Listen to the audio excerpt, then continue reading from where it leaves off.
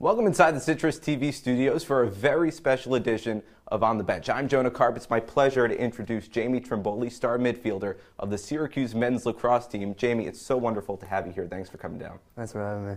Well, Jamie, you guys have gotten off to a 2-1 start, a game against Binghamton, a game against Albany, a game against Army. You play Virginia coming up next. I want to cover all of that, but first, I want to go back a little bit and talk about your freshman year. You came in last year not knowing if you were going to get a lot of starts. You ended up getting 10 on the season and finishing 5th on the team in goals. And you became a crucial part of a team that went all the way to the NCAA tournament. Did you expect to play that big of a role on that team?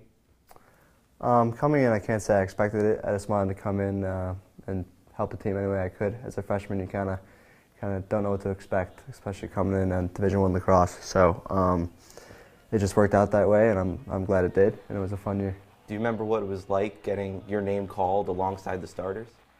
It was pretty crazy. It was Yeah. wild, something I've always dreamed of. I've been coming to Syracuse games since I was a little kid, so I was watching guys since I was little be announced and go through that tunnel. So to be able to do that was something special. How long have you been a fan of Syracuse lacrosse? Since I started playing, I think I started playing in kindergarten, first grade, and the dome's always been an hour away, so we'd come up and watch games ever since I was in first, second grade. Really? That long? Wow. So that must have been incredible for you to finally get a start as a freshman with the Syracuse lacrosse team. Right. And that was a memorable experience for you, was it not? For sure. Yeah, you guys played against Duke, and Right. you had a pretty significant goal. I think we have some footage of that, actually, if we can get that up. Look at this. Well, that's Sergio right there. He passes to you. Look at that. How many times have you seen that goal? A lot. A lot? Couple hundred, yeah. Couple hundred. Can you walk me through the emotions and what you were thinking over there? I really wasn't thinking, honestly. I just kind of caught the ball. I don't think it was really meant for me. It was supposed to be for someone behind me. I kind of picked it out of the air and just turned around, and I saw a wide open space, and I just yanked it as hard as I could. I knew the goalie was a lefty, so I put it offside stick, and it went. So. And watching it back now, I mean, anything come to mind? It brings back good memories. Yeah. It's definitely something that was pretty special. Well, that happened last year, and let's fast forward to this season. It's your second year on the team. You lose Nick Mariano, you lose Sergio Salcido. Now your role increases astronomically. What is the pressure like for somebody who's just a sophomore to have basically the offensive weight of the team on your shoulders? I wouldn't say there's pressure, and I wouldn't say it's all on my shoulders. We have a ton of guys that are great lacrosse players. Yeah. Guys out on the attack that take over when they need to take over, and I got guys on the midfield that I can give the ball off to and know that they're gonna handle it responsibly. So it's good to have those guys out there, and it means a lot to play with them. So I'm thankful to be out on the team with them. Yeah, and you yourself have been very consistent this season. You've scored in all 3 games. But the team offensively has not been very consistent, right. I think it's safe to say. 21 goals in the first game against Binghamton, only 3 against Albany. What happened in between those 2 games? Obviously, they're 2 totally different teams. Yeah. Albany's tough. They're very, very good. They have a great face-off guy who's one of my good buddies from home, actually. So going against him is always tough. We didn't have as many possessions against Albany as we did against Binghamton, so when we had the ball, we kind of panicked and tried to force it to try and get back in the game quickly, and that's not really how you're supposed to approach it.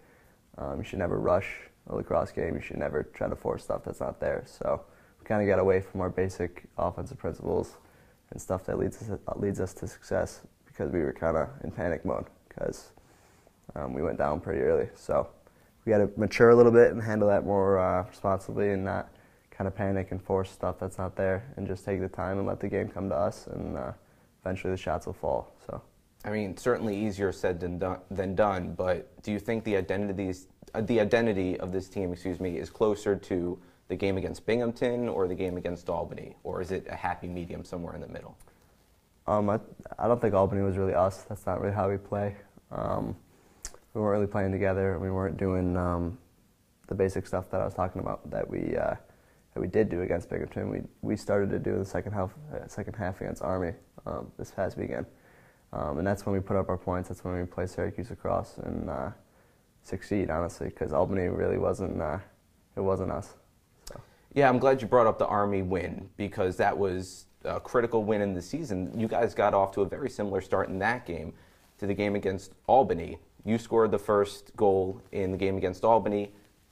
Your teammate Nate Solomon scored the first goal in the game against Army, but then 6 straight goals from Army West Point.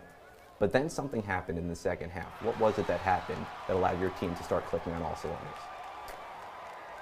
As a result of having the Albany game be as bad as it was, we kind of came out timid against Army because, as I was talking about earlier, we were panicking, we were turning the ball over, doing stuff we wouldn't usually do. So against Army, we wanted to come out smart and play conservative lacrosse, and that kind of led us to be a little timid. So due to that, we didn't really put up as many goals as we would like. So at halftime, we kind of got together and said, let's cut this out. Let's play our ball. Just play smart, but play fast, play hard, and don't be afraid to make mistakes. So we kind of came out in the second half, did that. Coach asked for guys to step up, so guys stepped up and put a couple in the back of the net, and that really got us rolling. And, momentum picked up, and lacrosse is a game of runs, so we kind of ran a little bit with it. Yeah, and now you guys get the monkey off your back of having to beat a ranked opponent. You play a lot of them this season, including number 6 Virginia coming up next. But now a new test. Can you guys win on the road? How are you guys preparing against Virginia? We kind of prepare the same way. Nothing really changes the practice. Practice is the same every week. We do the same type of stuff. It's gonna be different staying in a hotel. We're gonna be flying, so that's different. We gotta worry about preparing and hydrating and stuff like that, and taking care of the training needs on the road is a little different, but preparation and practice and everything is the same.